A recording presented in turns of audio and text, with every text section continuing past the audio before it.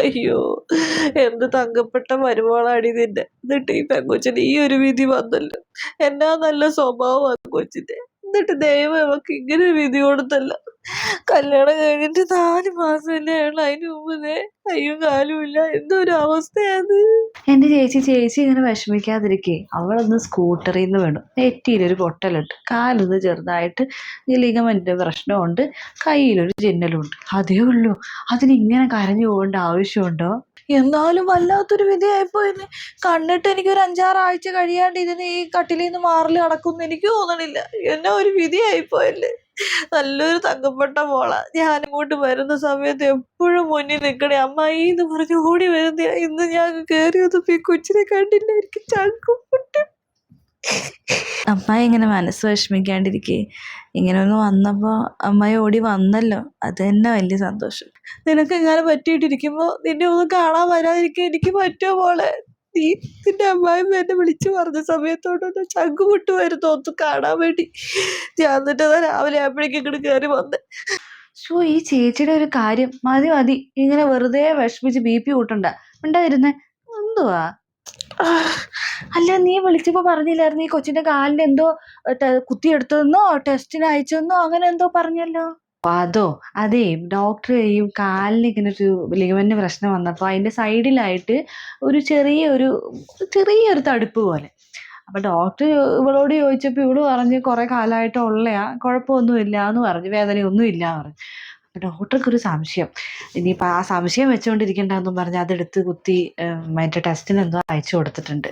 കുഴപ്പമൊന്നുമില്ല അല്ലേ മോളെ? അത്ര കാര്യക്കാരൊന്നുമില്ലെന്ന് ഡോക്ടർ പറഞ്ഞു. വെറുതെ ഒരു സംശയം വെച്ചോണ്ടിരിക്കണ്ടെന്ന് വെച്ചിട്ടേ അല്ലേ മോളെ? അതെ, അത് ചെറിയൊരു തടിപ്പ് പോലെ വന്നയാ. കുറെ കാലമായിട്ടുള്ള എന്തോ നീർക്കട്ട, അത്ര തന്നെ. അങ്ങനെ നിസ്സാരമായിട്ടൊന്നും കാണണ്ട മോളെ. ഇന്നത്തെ കാലത്ത് ഒരു ചെറിയ തടുപ്പ് മതി നമ്മുടെ ജീവിതം ഇല്ലാണ്ടാക്കാൻ. ഒന്നും പറയാൻ പറ്റില്ല. മോളെന്തേലും വിഷമിക്കണ്ട, ഞാൻ പ്രാർത്ഥിക്കാട്ടോ, ഒന്നും ഉണ്ടാവില്ല. അമ്മായിയുടെ പ്രാർത്ഥന ഉണ്ടല്ലോ, അത് തന്നെ മതി. അയ്യോ, ചേച്ചി വന്നിട്ട് ഒരു ഗ്ലാസ് വെള്ളം പോലും ഞാൻ തന്നില്ല. ഞാൻ എടുക്കട്ടെ കേട്ടോ. ഞാനിവിടെ വരാടി, നീ നടക്ക അടുക്കളയ്ക്ക്. മോളെ ഞാനൊന്ന് അടുക്കള വരെ പോയിട്ട് വരാട്ടാ. മോളിരിക്കും.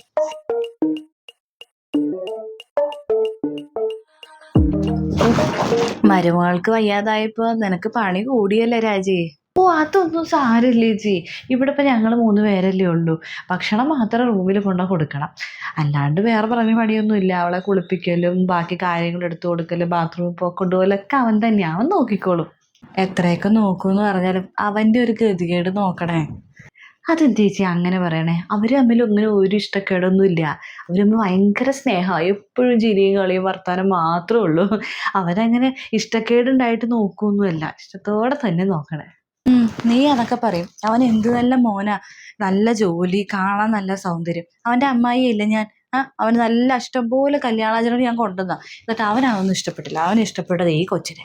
ചേച്ചി, ആ മോളെ കൊണ്ട് ഒരു കുഴപ്പമില്ല. ഒരു പാവം കൊച്ച, എല്ലാവരോടും നന്നായി സംസാരിക്കും. വരണ്ടിടത്തും പോകുന്നിടത്തും എല്ലാവർക്കും അവളെ ഭയങ്കര ഇഷ്ടമാണ്. ഇവിടെ നാട്ടിലൊക്കെ ഒന്ന് അന്വേഷിച്ച് നോക്കിയേ, ഞാൻ സംസാരിക്കാത്ത ആൾക്കാരോട് വരെ അവള് വർത്താനം പറയും. അങ്ങനെ ഇഷ്ടം എല്ലാവർക്കും. പാവം കൊച്ച, എനിക്കും ഇഷ്ടം. എന്നുവെച്ചാൽ അവളെന്ന് വെച്ചാൽ എൻ്റെ മോന് കിട്ടിയ ഏറ്റവും വലിയൊരു ഭാഗ്യമാണ് ആ കൊച്ച്. ഒരു പാവാ. എടി, നീ എന്നാ ഒരു ബോധവും ഇല്ലാത്ത കുട്ടി സംസാരിക്കണ രാജി? എടി, നിന്റെ മോൻ്റെ കല്യാണം കഴിഞ്ഞിട്ട് 4 മാസമായിട്ടുള്ളൂ. 4 മാസമായപ്പോഴേക്കും കാലും ഒടിഞ്ഞ് കയ്യും ഒടിഞ്ഞ് ദേ ഇരിക്കുന്നത്. ഇങ്ങനെയൊക്കെ എവിടെയെങ്കിലും ഉണ്ടോ? ഇനി എന്തൊക്കെ ഒടിയാൻ കിടക്കുന്നു. ദേ ഇപ്പം ടെസ്റ്റിന് അയച്ചു കൊടുത്തേക്കുന്നു. അതിനി എന്താവും എന്തോ. എടി, ഒരു കുഞ്ഞു പോലും ഉണ്ടായിട്ടില്ല.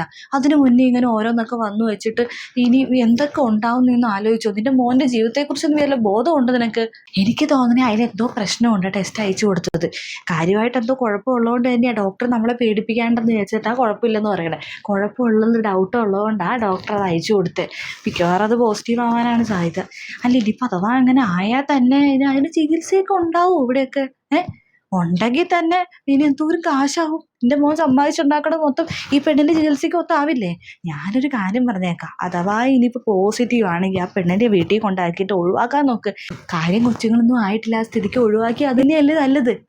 ഞാൻ പറയണത് നിനക്ക് ഇപ്പം മനസ്സിലാവില്ലേ? നീ ഇപ്പോൾ വിചാരിക്കും ചേച്ചി എന്താ ഇങ്ങനെയൊക്കെ സംസാരിക്കണമെന്ന്. പക്ഷെ കാര്യത്തോടെ എടുക്കുമ്പോൾ നീയും ഇതിനൊക്കെ കൂട്ടി വെക്കും. ചേച്ചി ഒന്നും മിണ്ടായിരിക്കേ. അതും പറഞ്ഞ് എന്നെ പേടിപ്പിക്കാതിരിക്കും മനുഷ്യരെ. ഞാൻ മിണ്ടാതിരുന്നോളാം. ഞാൻ പറയണ മാത്രമേ ഉള്ളൂ കുഴപ്പമുള്ളൂ. ഒരു കാര്യം പറഞ്ഞേക്കാം, മര്യാദയ്ക്ക് ചോദിച്ചും കണ്ടും ആലോചിച്ചും ഒക്കെ പ്രവർത്തിക്കാൻ നോക്കും. എടുത്തിയാടി അയ്യോ മോളെ മരുമോളെ തങ്കക്കുടവെന്നൊക്കെ പറഞ്ഞുകൊണ്ടിരുന്ന മോൻ്റെ ജീവിതം കയ്യിൽ നിന്ന് പോകും. ഞാനെന്നാ പിന്നെ ഇറങ്ങട്ടെ, 3:30 ഒരു ബസ്സുണ്ട്. അതിനങ്ങ് പോട്ടെ. ഞാൻ അവളോടൊന്ന് പറഞ്ഞിട്ട് ഇറങ്ങട്ടെ കേട്ടോ.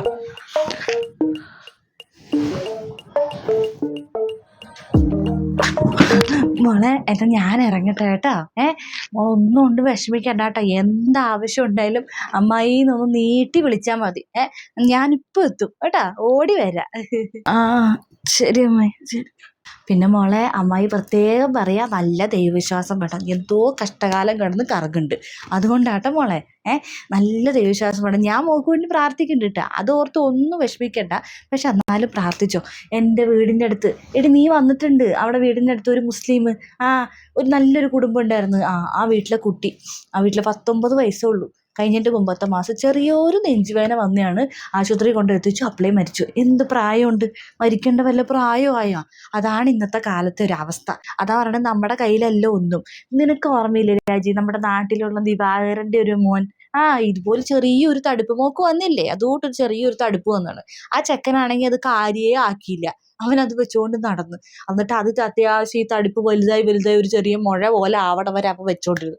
മുഴയായി കഴിഞ്ഞപ്പോൾ ആശുപത്രിയിലോട്ട് പോയി. ആശുപത്രി ചെന്നപ്പോൾ എന്താണ്, ക്യാൻസർ. അത് കഴിഞ്ഞ് അത് ക്യാൻസറാന്ന് അറിഞ്ഞ് ഒരു 3 മാസം കഴിഞ്ഞില്ല, ആ ചെക്കൻ പോയി. എന്ത് നല്ല മോനാണ്. തീർന്നിൻ്റെ കഥ. എന്ത് പറഞ്ഞിട്ട് എന്ത് കാര്യം? അതാണ് പറഞ്ഞത്, നമ്മൾ ശ്രദ്ധിക്കേണ്ട കാര്യമൊക്കെ ശ്രദ്ധിക്കണം.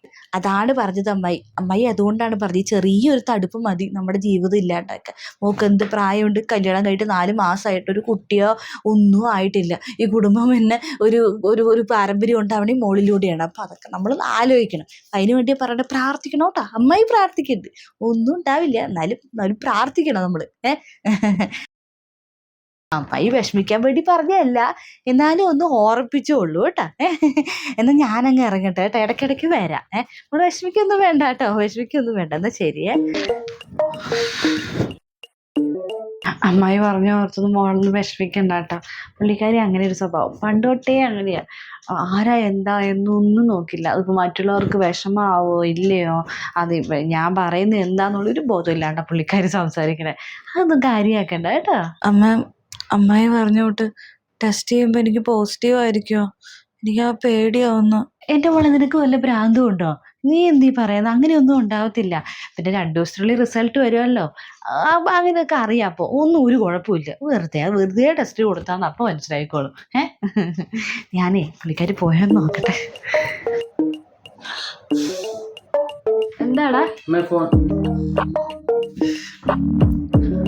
രാജി പറ, എന്തേ? ചേച്ചി, മോളുടെ റിസൾട്ട് വന്നു കേട്ടോ. ഒരു കുഴപ്പമില്ല, നെഗറ്റീവാണ്. ഇപ്പൊ ഞങ്ങൾ റിസൾട്ട് കിട്ടിയുള്ളൂ. അല്ല, അപ്പൊ ആ തടിപ്പോ ശരിക്കും നോക്കിയോ? ഇനി വേറെ വല്ല ഡോക്ടറെ എന്തെങ്കിലും കൊണ്ട് കാണിക്കണോ? കുഴപ്പമില്ല.